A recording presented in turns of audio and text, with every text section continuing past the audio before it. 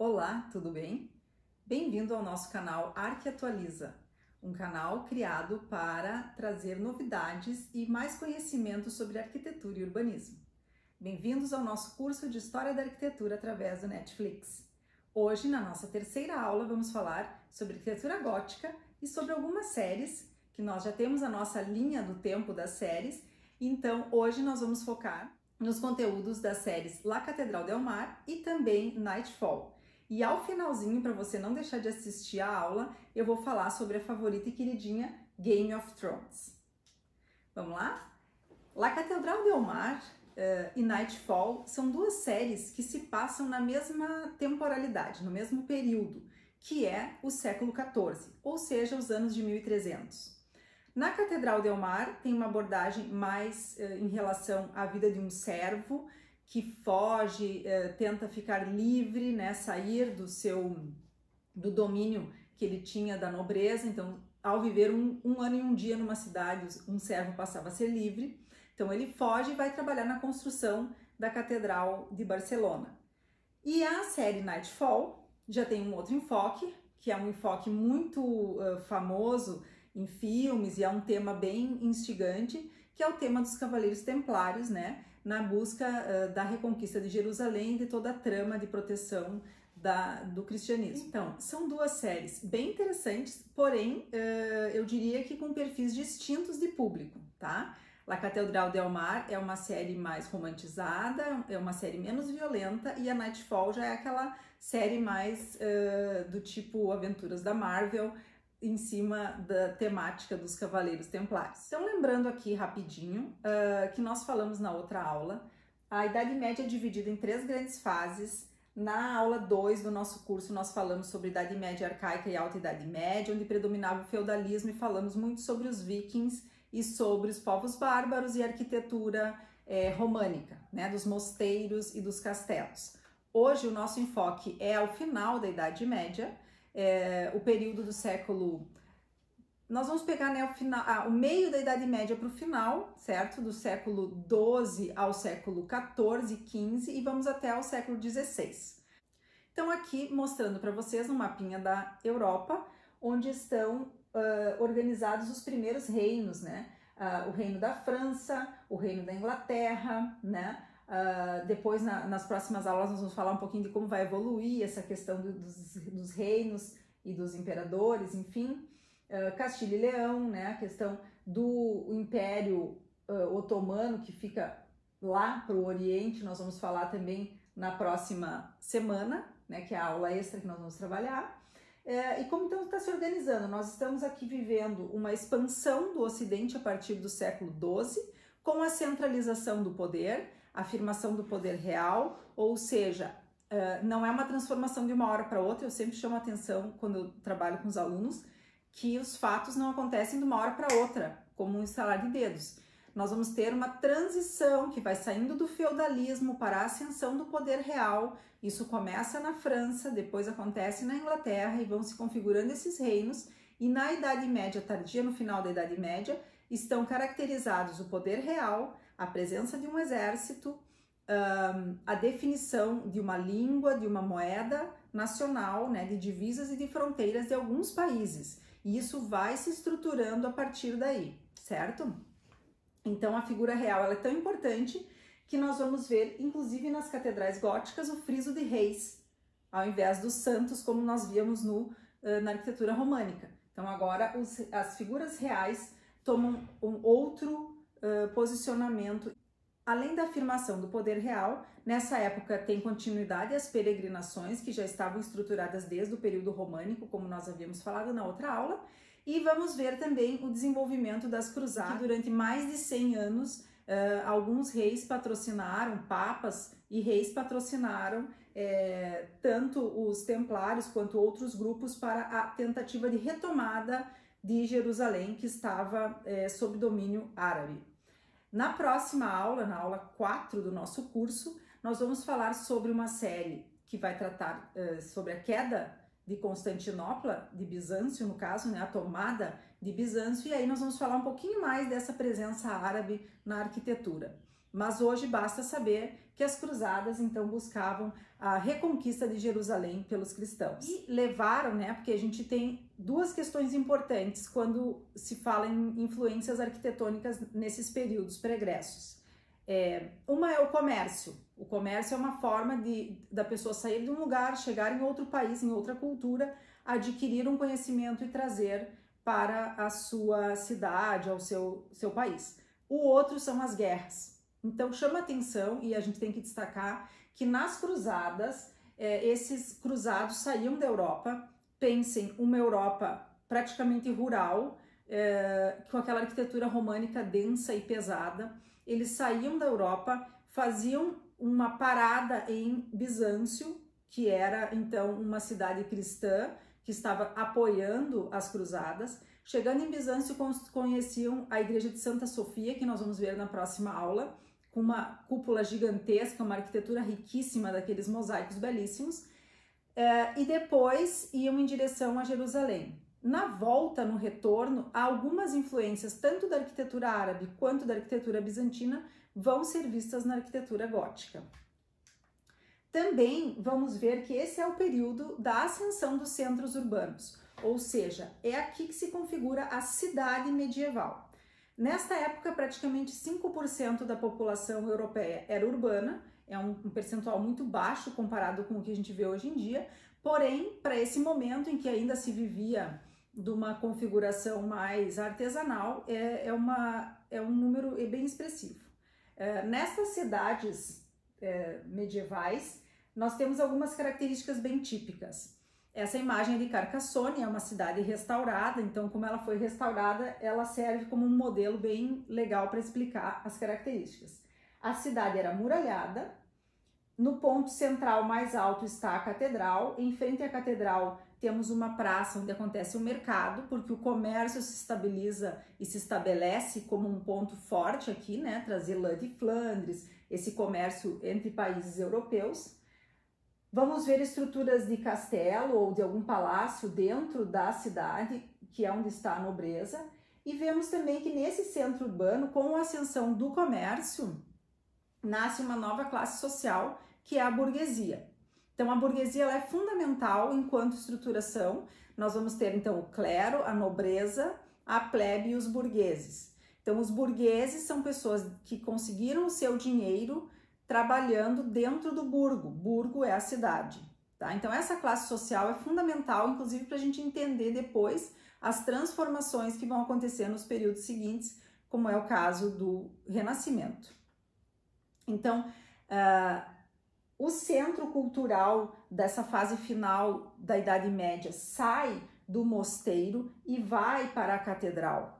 Não é que deixe de existir o mosteiro, ele perde importância frente à presença da catedral. Essa aqui é uma foto de Segóvia e aqui se vê exatamente como a catedral tem uma escala monumental dentro desta cidade. Vê a muralha novamente aqui, né? Então, como eu falei antes, e aqui mais para ilustrar, esta nova classe social, que é a burguesia, que está representada numa pintura. Nós temos vários pintores relevantes desse período do gótico, né? E muitas cenas cotidianas passam a ser representadas aqui. E a burguesia, ela nesta época, ela tem dinheiro, mas ela ainda não tem o poder cultural, né? O conhecimento que vinha através da nobreza. As cidades também são organizadas em corporações de ofício, né?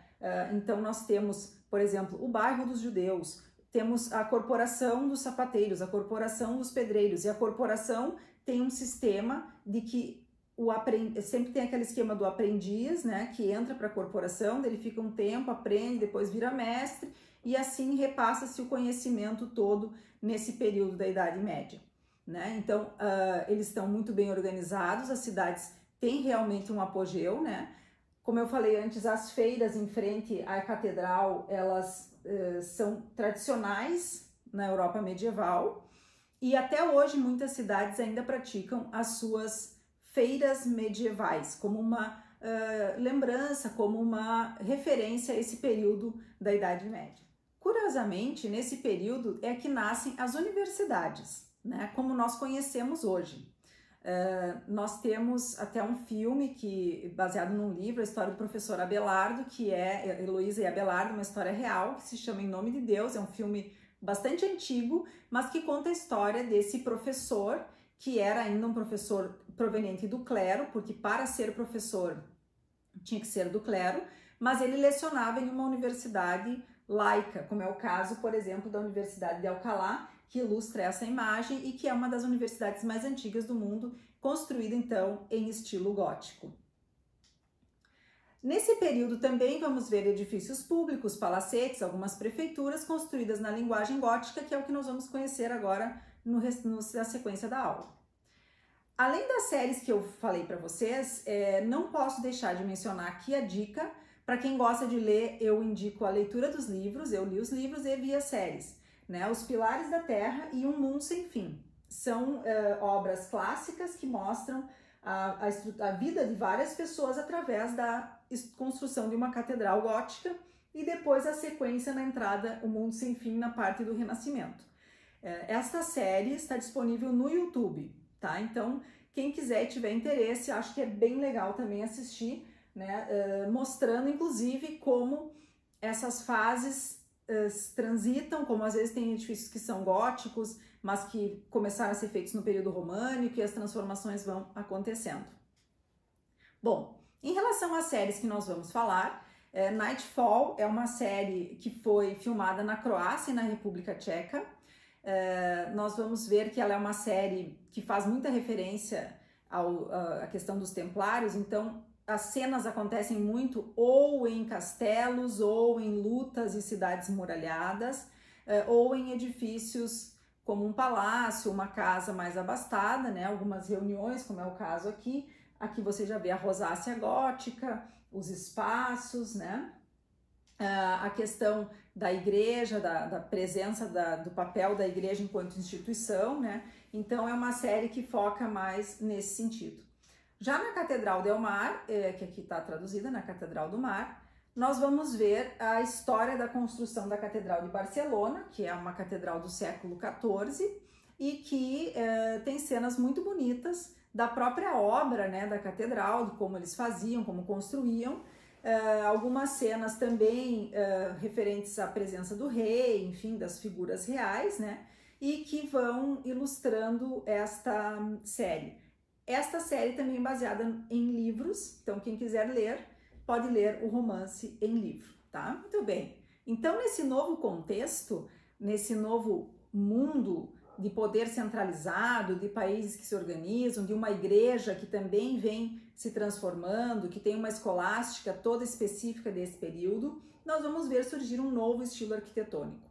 Pesquisei aqui para vocês um mapa onde a gente pode ver onde nasce o estilo gótico, que é onde está pintado de vermelho, e logo em seguida, então ele nasce na França, em Paris, e logo em seguida vai para a Inglaterra e vai se dissipando pela Europa, né? Sendo que cada pontinho azul desses é um edifício religioso gótico, se dispersando. É interessante que as catedrais góticas, elas na sua maioria são construídas não apenas com recurso da Igreja Católica, mas também das comunidades, tá? E existia muitas vezes uma rivalidade entre uma cidade e outra para ver quem teria catedral maior, quem teria catedral mais alta, enfim, essas questões todas de presença do poder através da arquitetura. Notre Dame não é a primeira catedral, a primeira igreja gótica. O gótico nasce na igreja de Saint-Denis, movido pelo abade Suger. Então, quer dizer, o gótico ele é um resultado de uma forma da Igreja Católica também se organizar e pensar, tá? Mas Notre Dame é a igreja que materializa o ideal do gótico. Então eu vou explicar praticamente o estilo aqui através da análise da Catedral de Notre Dame. Mas vejam que a França, apenas a França já possui diversas catedrais importantes do século XII e XIII, seguindo esse estilo francês, que nasce ali então em Paris, e que de Paris vai para a Inglaterra, vai para a Espanha, vai para a Alemanha, vai para a Itália, vai para Portugal, né, se dispersa pela Europa em diferentes períodos. Então ele começa no século XII na França, mas nós vamos ver catedrais sendo construídas até o século XV, por exemplo, os anos de 1400, na Espanha, na Alemanha, certo? Então é importante saber que existe uma distância temporal aí de mais ou menos 300 anos entre as primeiras catedrais e as últimas, tá? E existem também diferenças locais, também na escolha de materiais ou na definição da estética, que fazem com que o gótico tenha algumas características diferentes em cada país. Mas alguns ideais do gótico permanecem, tá? Vamos ver? A grande inovação da arquitetura gótica está na compreensão da arquitetura como um sistema estrutural todo interligado, desenvolvido a partir do arco ogival, que é esse arco em ponta que nós vemos aqui, tá? E que, diferente do arco romano, que foi usado durante todo o período românico, que é um arco de meia volta, esse arco em ponta, ele consegue distribuir os esforços de maneira mais vertical. E aí você usando a abóbada cruzada, que é você cruzar os arcos, você vai liberando esses panos, esses gomos e vai levando os esforços por esses nervos, pelos pilares até as fundações. Então é importante saber e entender que no gótico todos os elementos construtivos têm uma função, um papel estrutural. Até mesmo os pináculos que estão aqui destacados, para dar mais peso aqui, né? Nós temos aqui o contraforte, temos os arcos botantes que vão tirar os esforços desta abóbada mais alta, né, cruzada para fora. Então a arquitetura gótica ela não é mais pesada como era a românica, ela consegue distribuir esses esforços como um grande esqueleto, como uma grande estrutura, e ela libera as paredes da função estrutural, certo? Obviamente que nós vamos ver as coberturas, os telhados, enfim, com estruturas de madeira ou em alguns casos com terraço, como é o caso da Catedral de Sevilha, né? Mas o que está embaixo disso são abóbadas de pedra com os esforços distribuídos por esses nervos, tá? As estruturas em madeira também eram importantes nesse período na arquitetura civil, e aqui um corte, um desenho, isso aqui vem do Museu de Praga, mostrando, né, que a catedral pode ter várias linhas de arcos botantes que levam para fora, para o contraforte, todos os esforços.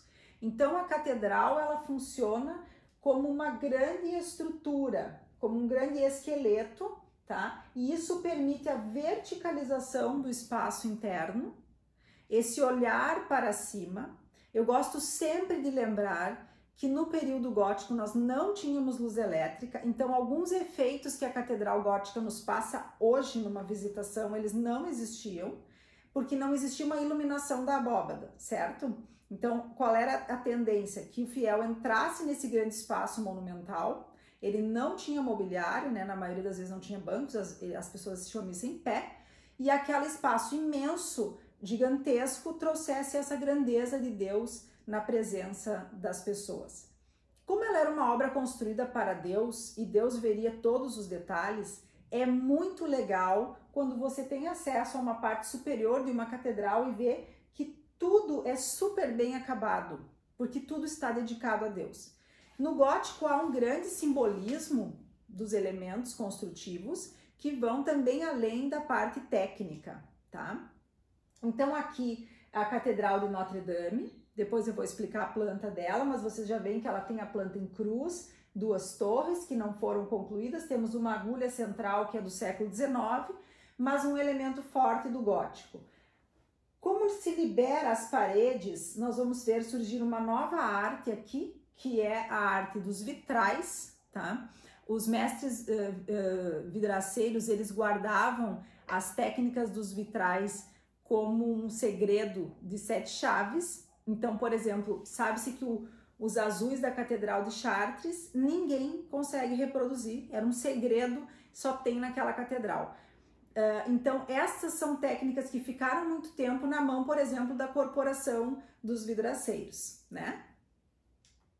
Então, a Catedral Gótica aqui é Notre Dame, construída, começada a construção no século XII, terminada no século XIII. Ela possui 127 metros de comprimento, 48 de largura e 35 metros de altura. Para ter uma ideia dessa altura, divide 35 por 3.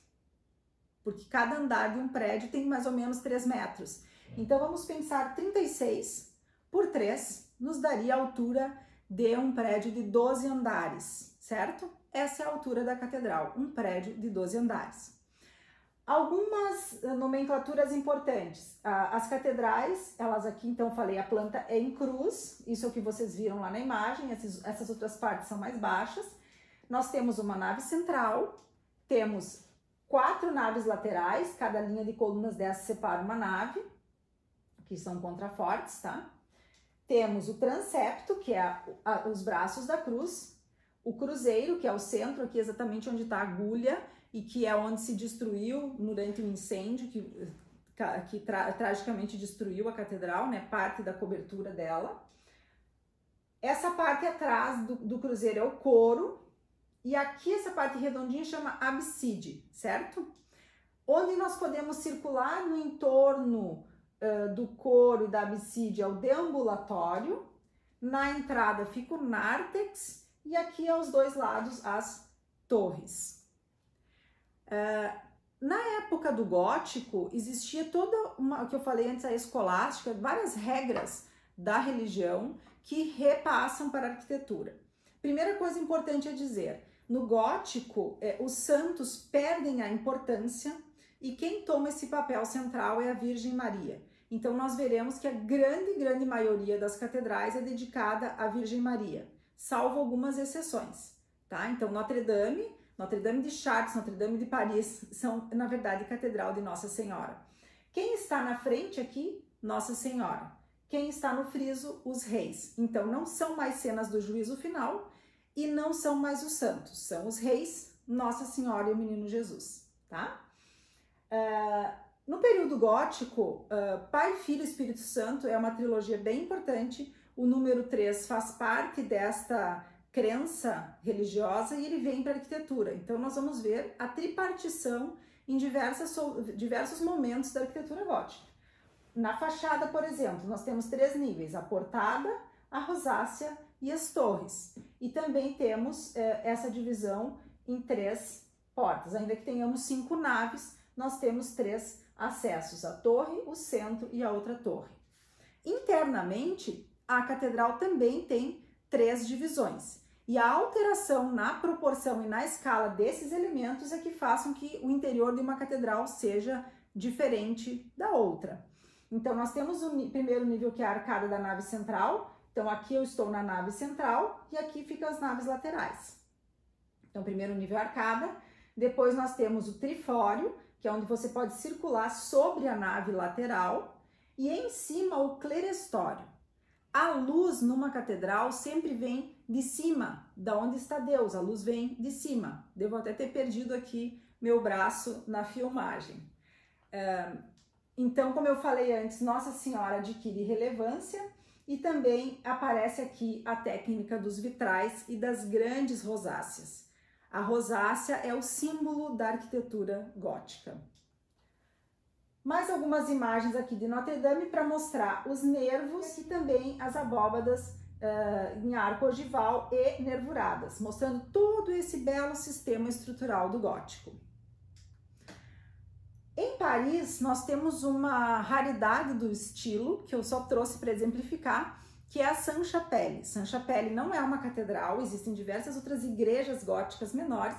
Sainte-Chapelle é uma capela e ela tem aquele estilo que se chama relicário. Ela é totalmente envidraçada. Vejam que ela não tem trifório, clerestório, ela tem nave única.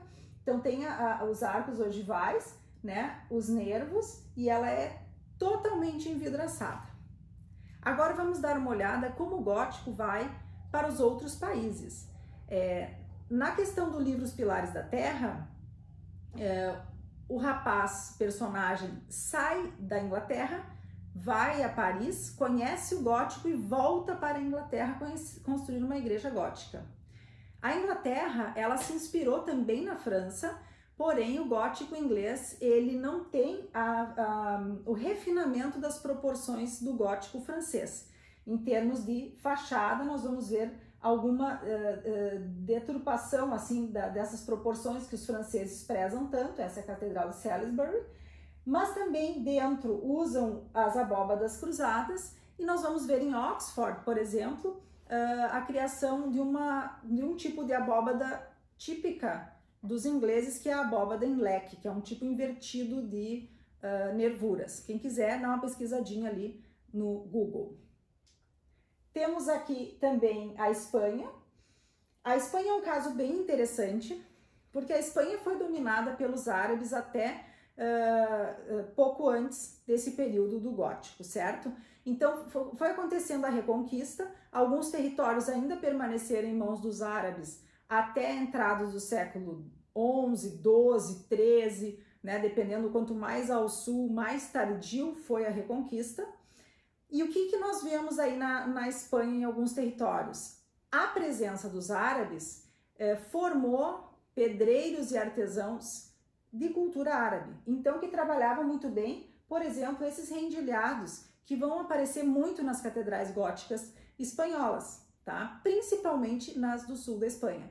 Essa é a Catedral de Burgos, ela tem mais o estilo do gótico flamejante francês, mas quando nós chegamos, por exemplo, em Sevilha, que é um dos últimos territórios a ser reconquistados, nós vamos ver que a catedral, que foi construída sobre o local de uma mesquita, ela tinha também uma importância política e cultural, certo? Então, eles destruíram a mesquita, colocaram a catedral em cima. Ela é a maior catedral gótica da Europa, uma das últimas a ser construída, e devido a esses fatos, né, já estavam com que ela é do século XV, então começaram as navegações. Esta parte do pátio da mesquita e o minarete acabaram não sendo destruídos. Então ela é uma catedral gótica que não tem uma torre gótica, cuja torre é um minarete árabe, chamado La Giralda.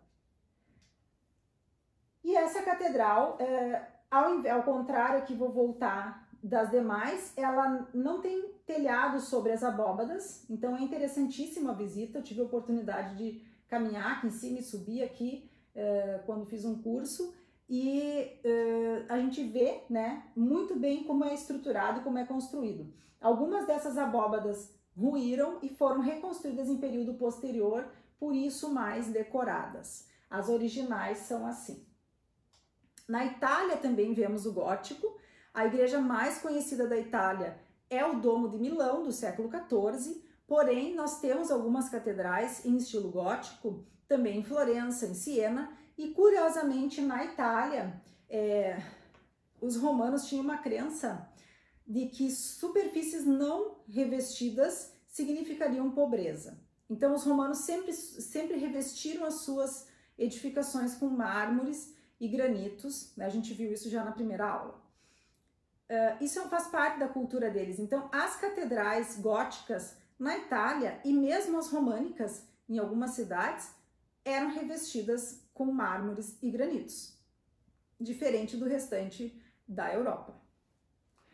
Nos países de língua alemã, também na Áustria e na própria Alemanha, também na República Tcheca, nós vamos ver catedrais góticas. Essa é a Catedral de Viena, ela não é dedicada a Nossa Senhora, tá?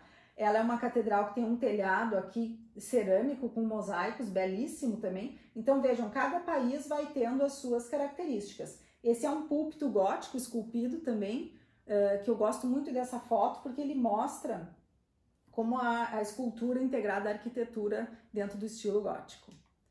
E esta Catedral de Munique, né, a catedral mais alta da Europa, gótica, tá? Vejam que ela é bem diferente, internamente ela é branca, ela já é de um gótico bem tardio, século XV, finalizada no século XVI. Então, nesse periodinho aqui, a Itália já vivia o Renascimento. Então, vejam que os estilos arquitetônicos também vão mudando conforme o local, não é que tudo acontece ao mesmo tempo, porque se fala em Europa, assim, a Europa é gótica, a Europa é renascentista. Não. Nós vamos ver que vários países ainda viviam o gótico, enquanto que a Itália, desde os anos 1300, vivia o Renascimento. E agora, para fechar nossa aula, nós vamos rapidamente falar sobre Game of Thrones. Game of Thrones junta quase tudo do que nós falamos desde a primeira aula e cria um mundo fictício, né? Então, são continentes fictícios, conflitos em famílias nobres, eles usam a referência das classes sociais medievais, então existem nobres, existem cavaleiros, princesas, existem brasões, famílias, enfim, né?